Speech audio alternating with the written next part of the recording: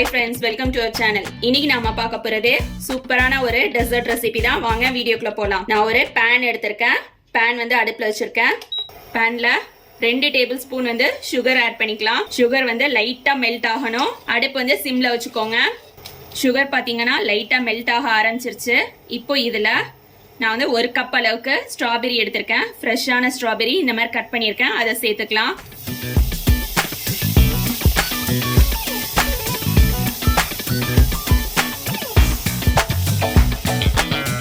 ஸ்ட்ராபெரியும் சுகரும் நல்லா ஒன்னோட ஒன்று சேரணும். அந்த அளவுக்கு நம்ம வந்து மிக்ஸ் பண்ணணும். அடுப்பு வந்து ஸ்லோவில் தான் வச்சுருக்கணும். இப்போ பார்த்தீங்கன்னா ஸ்ட்ராபெரியும் சுகரும் ஒன்றா கலந்துருச்சு. இதில் கார்ன்ஃப்ளவர் சேர்த்துக்கலாம். கார்ன்ஃப்ளவர் வந்து நான் 1 ஸ்பூன் சேர்க்குறேன். 1 டீஸ்பூனு, 1 டீஸ்பூன் கார்ன்ஃப்ளவர் சேர்த்ததுக்கு அப்புறமா இந்த மாதிரி நல்லா கலந்து விட்டுறணும். கட்டி எதுவும் இல்லாமல் கார்ன்ஃப்ளவரோட பச்சை வாசனை போகிற அளவுக்கு லைட்டாக கிளறினா போதும். ஒரு 3 நிமிஷத்துக்கு அடுப்பை சிம்மில் வச்சுட்டு கிளறுங்க.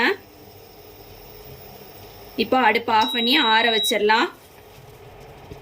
இப்போ அடுப்பு ஆஃப் பண்ணி ஆற வச்சிடலாம். இது ஆறிக்கிட்டு இருக்கட்டும்.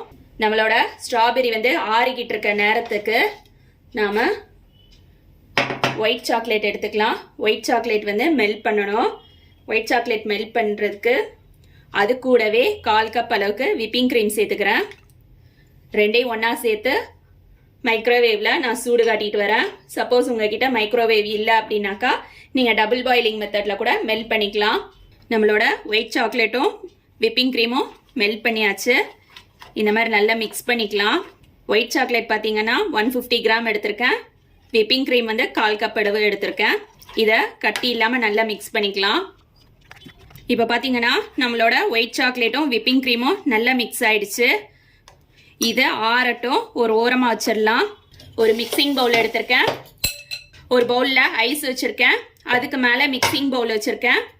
மிக்சிங் பவுலில் விப்பிங் க்ரீம் சேர்த்துக்கலாம். 1 கப் எடுத்திருக்கேன். விப்பிங் க்ரீமை நம்ம பீட் பண்ணிக்கலாம். ஃபர்ஸ்ட் வந்து 1ல வைக்கணும்.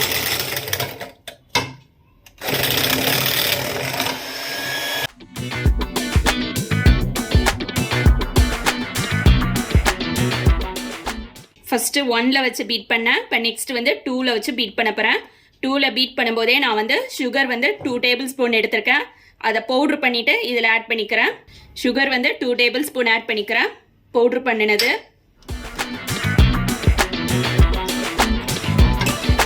ஃபர்ஸ்ட் மேனுவலாக மிக்ஸ் பண்ணிக்கலாம். இல்லைன்னா சுகர் பவுடர் எல்லாம் வெளியில் பறக்கும். இப்போ செகண்டில் வச்சு பீட் பண்ணிக்கிறேன்.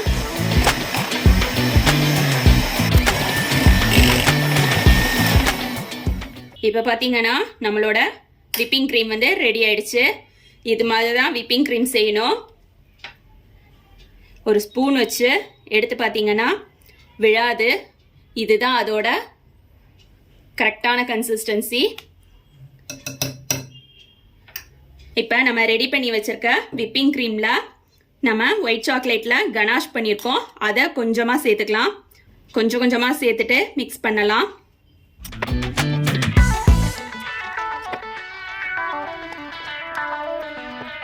விப்பிங் க்ரீமும் ஒயிட் சாக்லேட் கனாஸும் மிக்ஸ் பண்ணியாச்சு. இதில் ஸ்ட்ராபெரி எசன்ஸ் ஆட் பண்ணிக்கிறேன். 1 டீஸ்பூன் அளவுக்கு. ஏற்கனவே நம்ம ரெடி பண்ணி வச்சிருக்க ஸ்ட்ராபெரியை இதில் மிக்ஸ் பண்ணிக்கலாம்.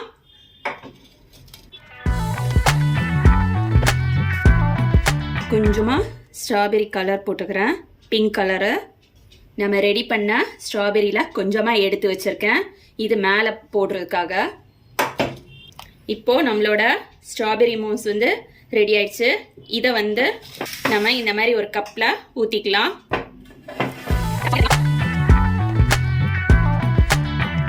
இப்போ நம்ம ஸ்ட்ராபெரி மோஸை கப்பில் ஃபில் பண்ணியாச்சு.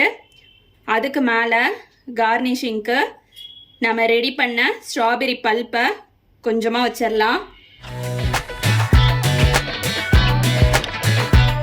நம்மளோட ஸ்ட்ராபெரி மூஸில் மேலே பல்ப் வச்சாச்சு. அதுக்கு மேலே இந்த மாதிரி சுகர் பால்ஸ் இருக்கும். அதை மேலே வச்சிடலாம். இது வந்து ஆப்ஷனல் தான், உங்ககிட்ட இருந்தால் வைங்க, இல்லைனாக்கா இப்படியே விட்டுருங்க. அது கூடவே நான் இன்னும் கொஞ்சம் சுகர் பால்ஸ் எடுத்திருக்கேன், அதையும் போட்டுக்கிறேன். இப்போ நம்மளோட ஸ்ட்ராபெரி மூஸை ஃப்ரிட்ஜில் 2 மணி நேரம் நம்ம வந்து வைக்கணும் செட் பண்ணுறதுக்கு. 2 மணி நேரம் கழிச்சு எடுத்து காட்டுறேன் எப்படி இருக்குன்னு சொல்லிட்டு. இப்போ நம்மளோட ஸ்ட்ராபெரி மூஸ் ரெடி ஆயிடுச்சு. ஃப்ரிட்ஜில் 2 hours வச்சுட்டு எடுத்தது. இதை ஸ்கூப் பண்ணி காட்டுறேன் எப்படி இருக்குன்னு சொல்லிட்டு. பாருங்கள் எந்த அளவுக்கு க்ரீமியாக இருக்குன்னு சொல்லிட்டு.